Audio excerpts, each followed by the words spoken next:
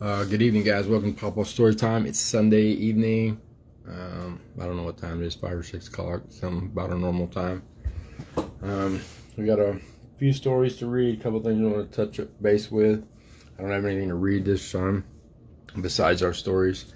I will say that Grandma Lovey is in the hospital. She's not feeling well. Actually, she's feeling better today because she's in the hospital. Still doesn't know what the plan is for when she gets to come home or anything like that. So keep her in your heart and thoughts and prayers. And we will move on with the stories. I just don't want to forget anything. I didn't line everything out. Sometimes I mess up when I do that. So we're going to open with Don't Sweat the Small Stuff for Teens by Dr. Richard Carlson, chapter 11 on page 32. Try not to become a fault finder. One of the easiest things in the world is to become a fault finder. As the name suggests, this is the almost universal tendency to be on the lookout, thinking about, and constantly pointing out the flaws and imperfections of yourself, others, society, and the world. Because our natural tendency is to want things to improve, and since there's so much in the world that obviously needs improving, it's no wonder that so many of us fall into the habit. The problem with being a fault finder, especially a really good one, is that it's almost a guaranteed way to keep yourself unhappy, stressed out, and frustrated. When your mind is primarily directed towards problems, pitfalls, and imperfections, that's exactly what you'll see. Over time, you'll become even more discriminating until, at some point, you'll become an expert. A few years ago, I received a letter from 17-year-old Carrie, who described herself as a world-class fault finder, almost always bothered by things. People were always doing things that annoyed her, and nothing was ever good enough. She was highly self-critical and also found fault with her friends. She became a real sourpuss, a drag to be around. Unfortunately, it took a horrible accident to change her attitude. Her best friend was hurt very badly in a car wreck. What made it almost impossible to deal with was that the day before the accident, Carrie had visited her friend and had spent the whole time criticizing her choice of boyfriends, the way she was living, the way she related to her mother, and various other things she felt she needed to express. It wasn't until her friend was badly hurt that Carrie realized that she had made a habit of finding fault. Very quickly, Carrie learned to appreciate life, including the imperfections. Rather than to judge everything so harshly, she was able to extend her new wisdom to other parts of her life as well. Perhaps most of us aren't as extreme at our fault-finding skills, but when we're honest, we can be pretty darn critical of the world. I'm not suggesting that you ignore problems and that you pretend that things aren't better than they are, but simply that you learn to allow things to be as they are, at least most of the time, and especially when it's not a really big deal. Otherwise, what happens is that habit of pointing out what's wrong becomes a mindset, a way of seeing the world, so that your life becomes mostly about observing and pointing out the imperfections of others and what needs to be improved. This, of course, more than anything, will encourage you to sweat the small stuff. On the other hand, if you can train yourself to bite your tongue when you see minor imperfections and people making mistakes and so forth, you'll be in effect training yourself not to sweat the small stuff. With a little practice, you'll get really good at letting things go, even things that used to bug you or irritate you. And when you do, you'll get back your enthusiasm, your zest for life, because life is awesome when you're not busy finding fault with it. I couldn't agree with that more. A lot of the behavioral and mental and emotional changes that I've been through in the last almost 11 years now, that's one of the things that was really hard for me, was learning how to be grateful for some of the bad and negative things that happened to me in the past. I had to change my whole mindset in the way that I looked at those things, because those things, just like all the good things, make me who I am today. And I couldn't be more grateful for all the lessons and all the people that were in my life then and now. Our story this week is going to be out of the Inspiring Stories for Amazing Kids. It's on page 16, and this short story is called Hannah and Her Fairy. Sometimes we get so busy that we forget that other people are in the world, but other people will always be around no matter what you are doing or how you are feeling. There are moments when your eyes will open and you'll realize how amazing it is to help someone in need. Even if they are different from you, even if there is magic involved, even if you are a prince or a princess. No matter who you are in life, someone can always use your help. You don't have to use magic to do it, but magic sure does help in this story. Princess Hannah and Prince Harry were twins who lived in a magical land where there were many different kinds of creatures. Trees spoke and talked to birds. Witches would brew extraordinary potions that would heal broken bones and take the sickness out of someone who had started catching a cold. Frogs would sing their tadpoles to sleep at night with the most enchanting lullabies. I think that's Hannah. You can see that very well.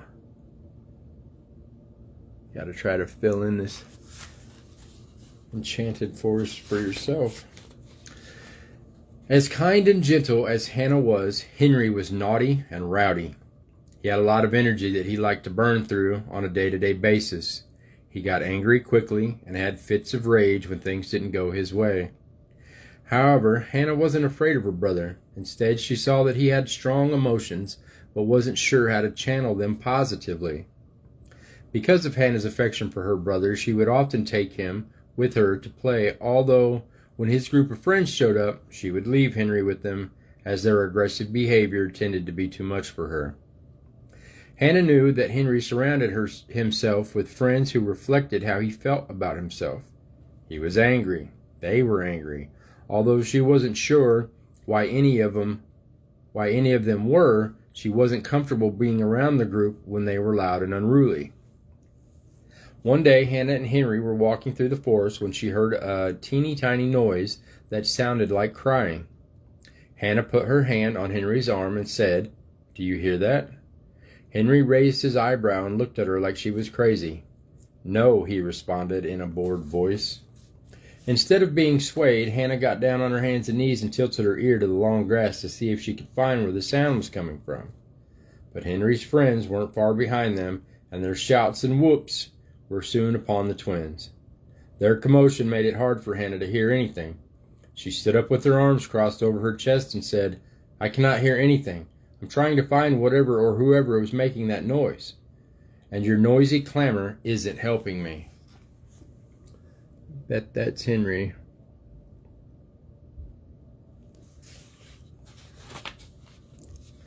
Knowing that Hannah was their princess didn't stop these boys from laughing at her, and Henry saw the reaction and joined in the merriment. Although he didn't feel comfortable making fun of his sister, he often felt as though she was too kind for her own good. "Hannah, whatever is making a noise isn't worth your time," Henry said. "You are a princess. You need to act like one. You should only give your attention to things that are your equal." Hannah looked at her brother. "Just because we rule over the land and all its beings doesn't mean that we are any better than anything else. We are all equal here." Henry rolled his eyes and said, "Come on, guys. Let's leave Hannah to find whatever little bird has hurt itself." As they walked away, Hannah shook her head at her brother's behavior and hoped that he really didn't believe he was better than other people. But a wiggly feeling in her belly told her that he did, for now at least. She let that worry go away and listened again for the tiny cries. As soon as she focused on the sound, she heard it. Hannah tilted her head again and parted long blades of the emerald green grass to find a fairy sitting on the ground with her head in her hands.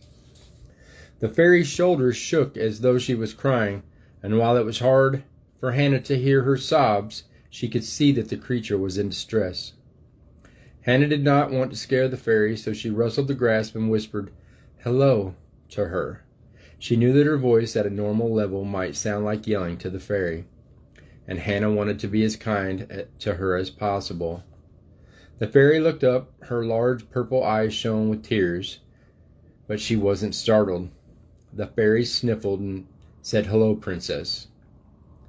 Hannah gave a soft smile. You seem so sad. What is your name? Is there anything I can do to help you? The fairy wiped her tears away and rubbed her eyes with her fist.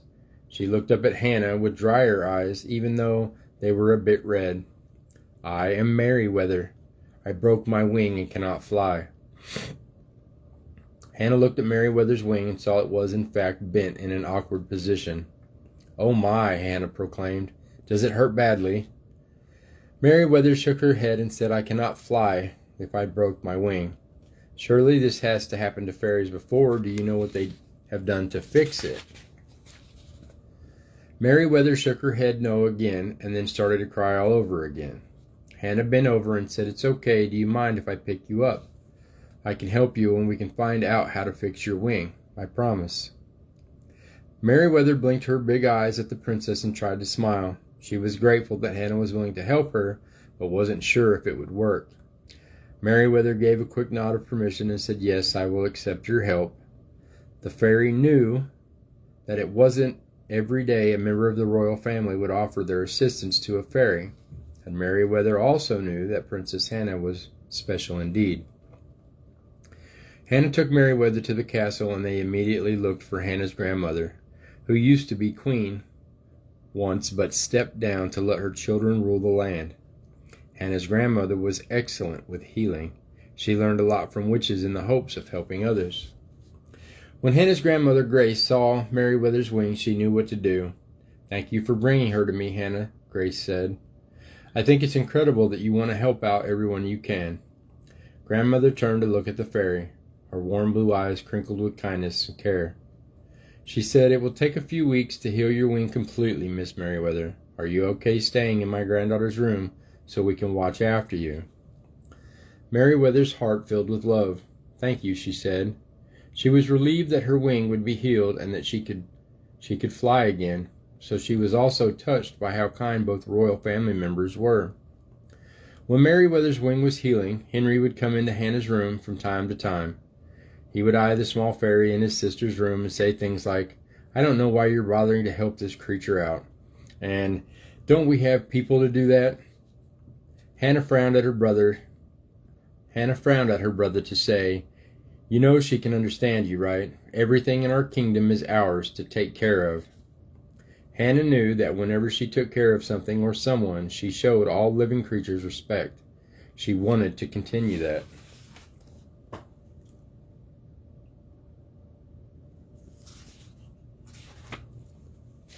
She wanted to continue that no matter how much Henry told her that what she was doing was weird or wrong. After a few weeks, Merryweather's wing was healed. Hannah was sad to see Merryweather leave, but was excited to know that she had made a new friend. Plus, her grandmother had also begun teaching Hannah some healing tonics to help others who may become sick.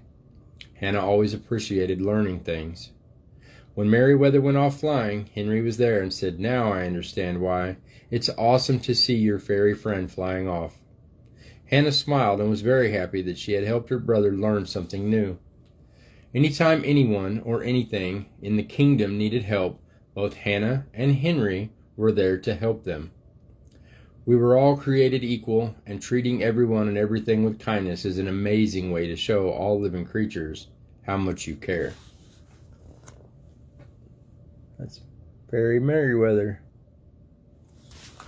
And that's the end of that story, guys. Next time we get into this book, which will be a few weeks away, it'll be Eric Doesn't Want to Play. Stick that back over here. And we're going to do our last closing is going to be from The World According to Mr. Rogers by Mr. Fred Rogers. And this one is from a song called The Clown in Me. Sometimes I feel when I'm afraid that I will never make the grade. So I pretend I'm someone else and show the world my other self. I'm not quite sure of me, you see, when I have to make a clown of me. A clown, I think I'll be a clown. I think I'll make the people laugh and laugh all over town. A clown, that's what I'll be, a clown. Sometimes I feel all good inside and haven't got a thing to hide. My friends all tell me I'm the best. They think I'm better than the rest. It's times like this I act myself, and let the clown stay on the shelf.